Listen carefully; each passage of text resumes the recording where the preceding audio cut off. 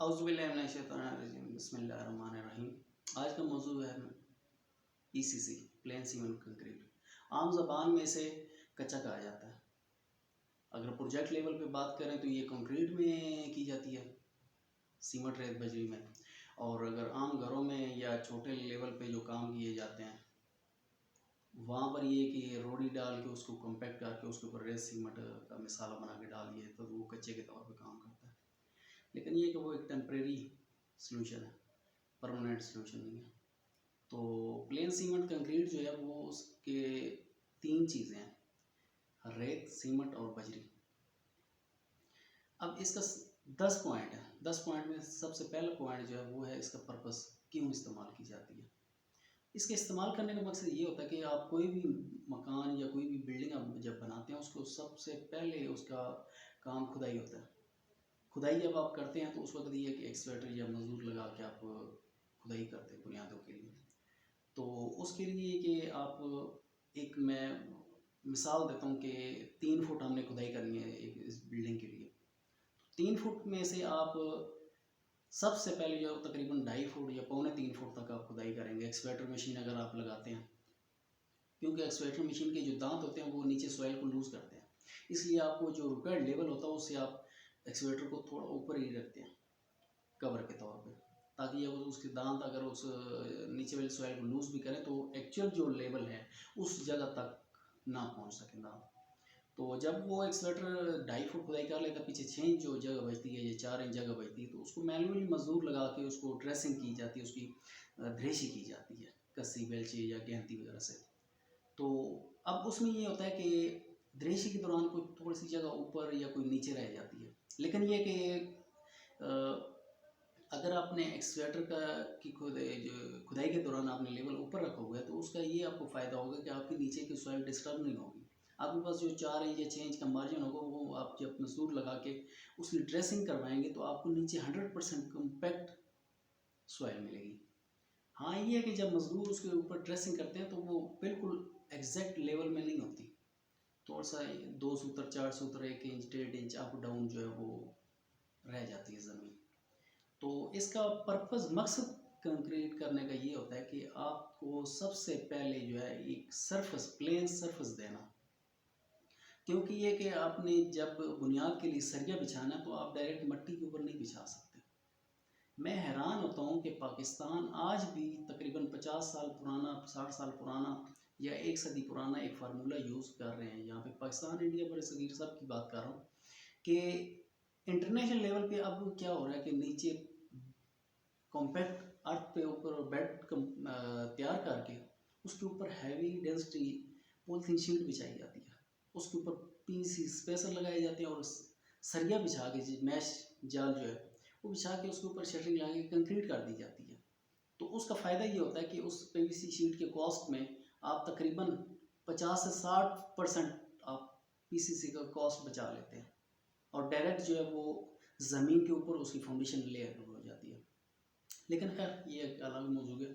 तो मैं बात कर रहा था कच्चे की। पीसीसी का एक तो मकसद ये हो गया कि ज़मीन के ऊपर उसको सरफेस देना, ऊपर जो बुनियाद आप बना रहे हैं उसको डायरेक्ट आप सरिया ज़मीन के ऊपर मिट्टी के ऊपर नहीं बांध सकते, क्योंकि अगर मिट्टी के ऊपर बांधेंगे तो कंक्रीट के दौरान वो मिट्टी जो है वो मिक्स होकर सरिये के साथ टच करेगी और क्या होगा नुकसान कि सरिये को मिट्टी जहाँ भी टच करेगी उस जगह पे जंग शुरू हो जाएगा। अब सरिया 10 साल 20 साल बाद वो जंग इतना बढ़ता बढ़ता इतना ज़्यादा बढ़ जाएगा कि वो कंक्रीट को भी डैमेज करेगा और दूसरा ये कि वो सरिये बार के अंदर बढ़ता बढ़ता वो तकरीबन जाल को अच्छा खासा नुकसान कर देगा। सरिये का मकसद तो यही होता है कि स्ट्रेंथ देना, ना कि ये कि जंग की वजह से वो खुद कमज़ोर हो जाना। अच्छा एक पॉइंट तो ये होगा। दूसरा पॉइंट आ गया इसका रेशो।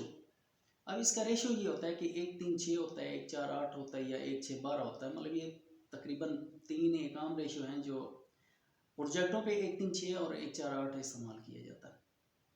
लेकिन ये कि अगर मज़ीद इसको थोड़ा सा कमज़ोर किया जाए तो वो 1 6 12 होता है।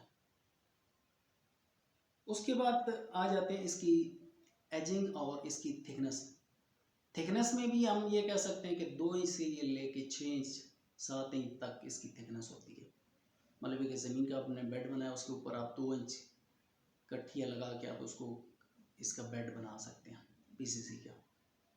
अब 2 इंच से लेकर 3 इंच 4 इंच, आम कंस्ट्रक्शन ड्राइंग में तो 3 इंच या 6 इंच के जो वो स्टैंडर्ड दिया होता है कि आपने इतनी जो है पीसीसी आपने इसकी थिकनेस रखनी है। अब इसके साथ एक पॉइंट और हो गया कि इसका एजिंग कितनी होती है। एजिंग अप्रोक्सीमेटली एजिंग इस चीज़ के लिए होती है कि आप जब इसके ऊपर जो कंक्रीट आरसीसी फ्रेम वो कंक्रीट करते हैं तो उसके ये इक्वल जो है इसके बाहर जो है एक एज बनाया होता है कि डायरेक्ट आपके उसका ऊपर मार्किंग हो सके और उसके ऊपर शटरिंग आप लगा सकें। तो वो एजिंग जो होती है वो तकरीबन 2 इंच से लेके 3 इंच 4 इंच 5 इंच और 6 इंच तक अप्रोक्सीमेटली रखी जाती है। अब इससे अगला पॉइंट आ गया सॉइल कंपैक्शन। अब जब भी आप पीसीसी करते हैं तो उसके नीचे जो आप बेड बनाते हैं तो उसको अगर तो वो लूज मटेरियल होता है तो फिर ये कि आपके उसके ऊपर पीसीसी करने का कोई मकसद नहीं है, क्योंकि लूज सॉइल होने का नुकसान ये होगा कि आपकी पीसीसी जो है वहाँ से बैठ जाएगी, क्रैक आ जाएंगे। जब पीसीसी वहाँ पे नहीं खड़ी हो रही उसके ऊपर फाउंडेशन कैसे खड़ी होगी।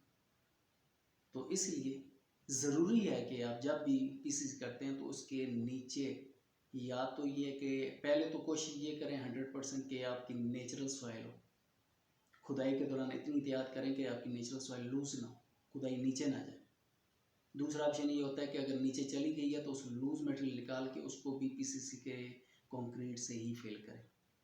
अब मिसाल तौर पे आप 3 इंच कंक्रीट कर रहे हैं सारी पीसीसी की और दरमियान में कुछ पोर्शन ऐसा है कि वहाँ पे खुदाई ज़्यादा हो गई है, 1 इंच या 2 इंच या 3 इंच तक ज़्यादा हो गई है। अब उस थिकनेस को देखा जाए तो अगर 3 इंच एक्स्ट्रा हुई है खुदाई तो वो तकरीबन वहाँ पर उस पोर्शन में 6 इंच आपकी पीसीसी डलेगी।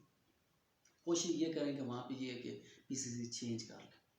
अगर वो नहीं कर सकते उसके ऊपर आप बैक फिलिंग करें, उसको कंपैक्शन करें, पानी लगाएं, कंपैक्टर चलाएं, उसको इतना मजबूत करें कि नॉर्मल दूसरी ज़मीन के मिलती जुलती उसकी वो कंपैक्शन हो जाए। कहने का मकसद ये कि ऐसे पाँव मारें या हाथ से उखेड़ें तो ये कि वो मटेरियल जो है ना वो लूज़ ना हो, मतलब हटे नहीं वहाँ से, कंपैक्ट हो, फिर उसके ऊपर आप जो है ना कि आप पीसीसी करें। अब इससे अगला पॉइंट आ गया एंटी टर्माइट।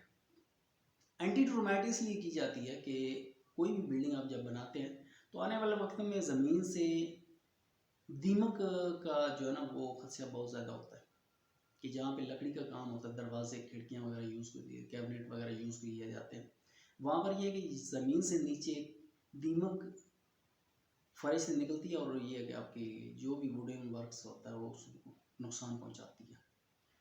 अब सबसे पहला पॉइंट जगह तो ये होती है जहाँ पर भी आप पीसीसी करेंगे वहाँ पर आप नीचे शटरिंग लगाने के बाद जिस साइज़ में आपने पीसीसी करनी है, शटरिंग लगाने के बाद आप उस पोर्शन में 12 घंटे से लेकर 24 घंटे के पहले मतलब कंक्रीट करने से पहले 12 घंटे से लेकर 24 घंटे तक टाइम होता है कि आपने पहले जो है उसको ऊपर स्प्रे करना है एंटी टर्माइट का, और स्प्रे करने के बाद आपने उसके ऊपर फ़ौरन जो है 12 से 24 घंटे के अंदर अंदर आपने उसके ऊपर कंक्रीट करनी है, ताकि ये कि उसकी, क्योंकि एंटी टर्माइट जो स्प्रे होता है इसकी एक लिमिट होती है कि आप जब स्प्रे करते हैं ये कुछ पानी इसका ज़मीन में चला जाता है, कुछ जो नमी होती है वो या स्मेल होती है वो हवा में उड़ती है। अगर आप इसको इस 12-14 घंटे के टाइम या 24 घंटे के टाइम के अंदर अंदर आप इसके ऊपर कंक्रीट कर देते हैं तो उसमें ये होता है कि नमी तो चले ज़मीन में चलेगी लेकिन जो स्मेल है वो इस कंक्रीट करने के दौरान जो है वो ज़मीन के दरमियान, मतलब कंक्रीट कॉम्पैक्ट बेड और पीसीसी के दरमियान इसकी स्मेल रह जाती है। उसमें ये होता है कि ज़मीन के नीचे से अगर दीमक आती है तो जहाँ जहाँ इसका पानी नीचे ज़मीन में गया वो स्मेल रहेगी, तो दीमक जैसे इस कंक्रीट के नज़दीक पहुँचेगी तो स्मेल की वजह से या तो मर जाएगी या ये वापस चली जाएगी। एक पोर्शन तो ये हो गया पीसीसी के नीचे आपने कंक्रीट करनी है। दूसरा पोर्शन ये होता है कि जब आप पीसीसी फाउंडेशन वगैरह कर लेते हैं, प्लेन बीम वगैरह बनाने की तैयारी में होते हैं या बना चुके होते हैं, तो इसके अंदर आप बिल्डिंग को फ्लोर का बनाने के लिए आप इसके अंदर बैक फिलिंग करते हैं। तो उस बैक फिलिंग का भी यही फार्मूला होता है कि बैक फिलिंग करने के 12 घंटे या 24 घंटे के अंदर अंदर आपने ये जो जगह, अब जैसे आपने एक एरिया में मिसाल तौर पे 10 फुट बाय 10 फुट की फाउंडेशन है, उसके नीचे तो आपने एंटी टर्माइट का स्प्रे कर दिया, 4 फाउंडेशन है उसके नीचे स्प्रे हो गया, लेकिन 4 फाउंडेशन के दरमियान जो खाली ज़मीन बचती है, अब उसमें आपने बैक फिलिंग करनी है।